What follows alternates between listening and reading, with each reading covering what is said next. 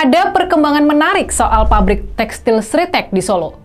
Perusahaan raksasa yang berakhir bangkrut itu, yang berakhir pailit itu, dia sekarang masuk ke babak baru.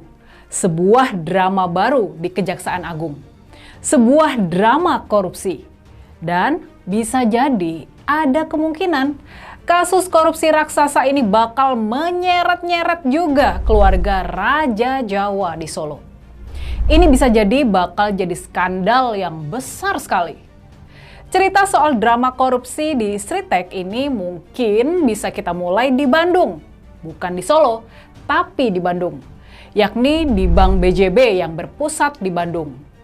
Bank ini juga tersangkut kasus korupsi.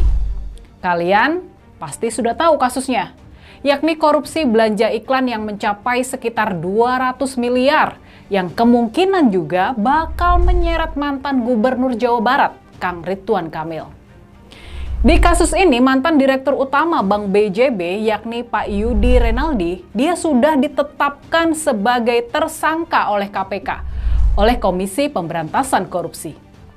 Tapi, rupa-rupanya kasus korupsi yang menyeret nama Yudi Renaldi ini bukan cuma kasus korupsi dana iklan yang dijadikan dana taktis tersebut. Disebut-sebut, Bank BJB di bawah kepemimpinan Pak Yudi juga tersangkut kasus pemberian kredit jumbo ke Sritek senilai sekitar 600 miliar. Dan ini berakhir macet karena pabrik tekstil tersebut sekarang pailit.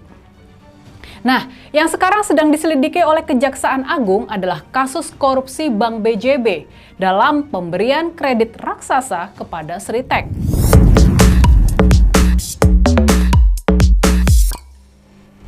Jadi, kasus korupsi Bank BJB ini sekarang ada dua.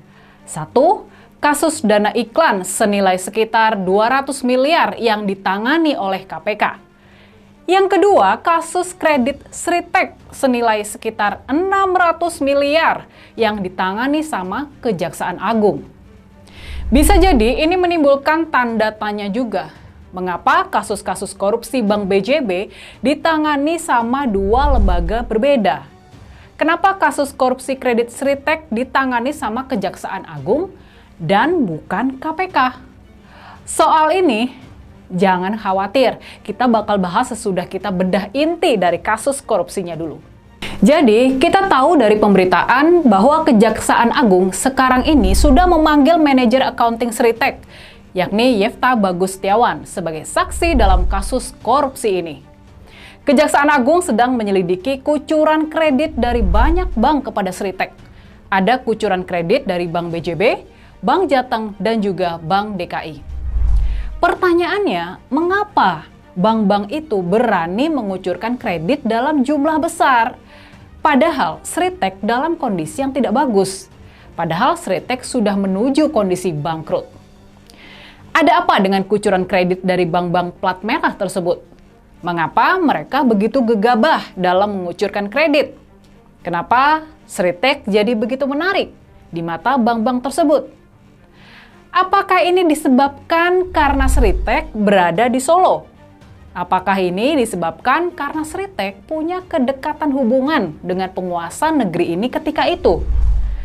Dan yang menarik dalam kasus ini, yang bikin curiga dalam kasus ini, rupanya ada selisih angka yang cukup besar di antara kredit yang dicatat oleh bank dan yang diakui sama Sritek. Buat Bank BJB misalnya, menurut catatan bank yang sudah diaudit sama BPK, Badan Pemeriksa Keuangan, besar kredit yang dikucurkan sebesar sekitar 670 miliar.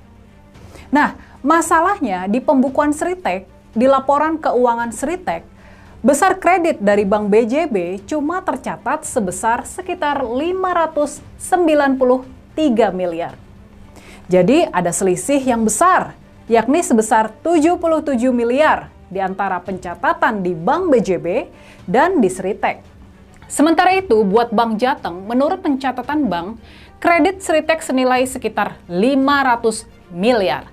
Sementara itu, menurut catatan Sritek sendiri, besar utang mereka cuma 430 miliar.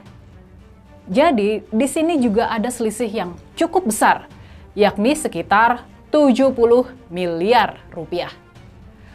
Buat Bank DKI, kredit yang diberikan menurut catatan bank sebesar 185 miliar. Tapi di pembukuan Sritek besarnya cuma 162 miliar. Jadi di sini ada selisih 23 miliar.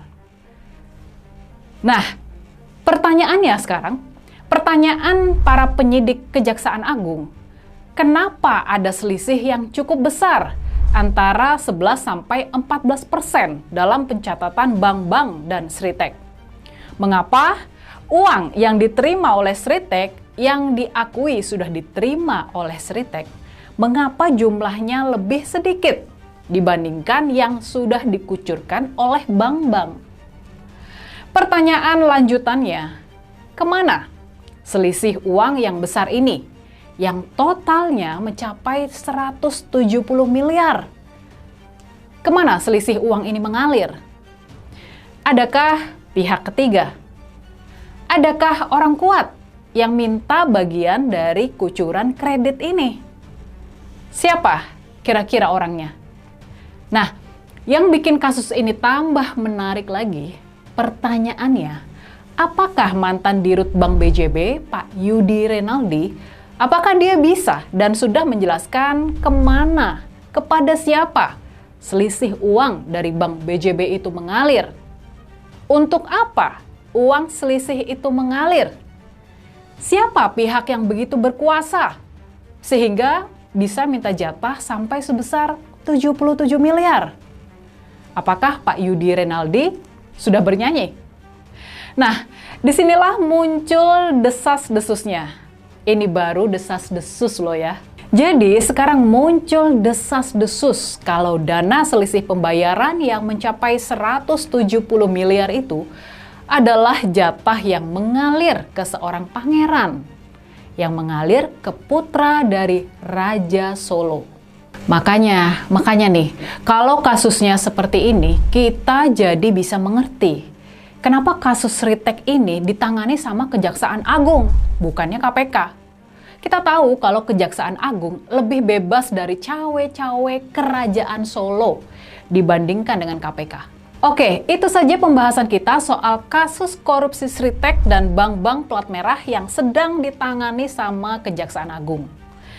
Kita tunggu saja kemana kasus ini bakal mengarah.